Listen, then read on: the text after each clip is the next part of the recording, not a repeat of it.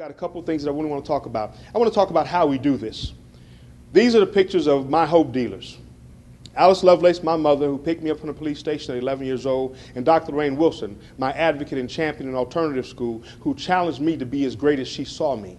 And the things that they did, the characteristics that they distributed and showed to me were the things that I've built and modeled my own professional career around. So I want to share some of those with you. The 5 rules, I call them, of building positive relationships. Avoid insanity, act with faith and hope, allow time, forgive failure, and deserve victory.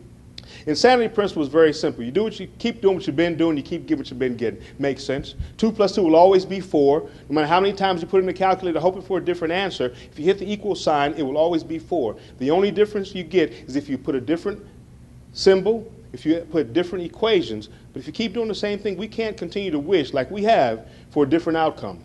And so we have to do something different. And John Maxwell put it well. If you keep doing what you've been doing, you get the same, but your competition gets better results because they actually improve. They actually innovate. And what's our competition? Our competition is gangs. Our competition is high school dropout. Our competition is teen pregnancy. Our competition is drug use. All those things that we're fighting against get better, more traction with young people. We don't innovate and get creative about how we engage the children we serve. And so we have to raise the bar, creating a sense of expectation of their greatness before their actual action toward greatness.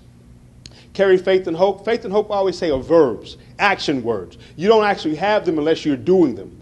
I say faith is the belief that allows us to go into this difficult work, believing in something unseen, the possibility. Hope is the thing that allows us to stay here long enough to actually see it realized. A reliance on future possibility, not what's present right now, but what could be. Because I stayed here, because I spoke light into dark places, what could tomorrow look like? So faith and hope have to go hand in hand, and they are actually action words. So many times I've heard people say things like, I believe you can do better, and then they walk away.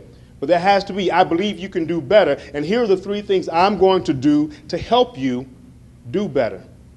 I used to have this pastor who said, I'll pray for you every time we had issues when I was growing up. And I always thought that prayer would be great, but then can you help me? Because you can actually help that prayer come true. And so we have to have action tied to it, or it's just a belief. It's not faith. It's not real courage. These are my faith givers and my hope givers. Faith gives us the courage to imagine what we cannot see or hold. It's that thing that every young person deserves, but it has to be instilled. It has to be something that we are brave enough to keep putting out there and without a guarantee of a return. And that's the hard part of it, right? We always feel like we're setting kids up to fail if we talk to them about their possibility and there's no real plan for it yet. Everyone deserves someone in their life who can see them as they are afraid to see themselves. For me, that was critical. When I couldn't imagine myself as more than a gangbanger with a life expectancy of 16 years, the big guy in the corner, there were people who still painted a picture of me that was bright enough for me to see in the darkness, and I could start to move toward that picture. We need to be hope dealers, not hope stealers. Agents of reality, truth tellers, dream busters. There are lots of people who like to fancy it up like it's something special and important, but it does not cost us anything to believe and to speak hope to hard times. We don't lose anything. Father Keller once said that a candle loses nothing by lighting another candle, but it does multiply the light, and it divides the darkness immediately. And we have that ability every day. For those of us who choose this work, hope is mandatory because you can't give what you don't have. You have to believe in the possibility, or you're selling something that, and you know these young people, if you don't believe it, they know you don't believe it, and they won't take it.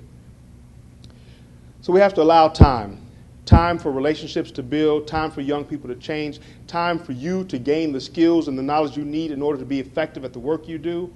All of this is necessary in order for us to get to the outcome we want. Every child engaged, empowered, and provided a path to their greatest success. And so we have to give yourself time, slow down. This is the computer age with text and all those things, but we still have to wait an appropriate amount of time for transformation to happen. And your speaking into that possibility creates it more likely.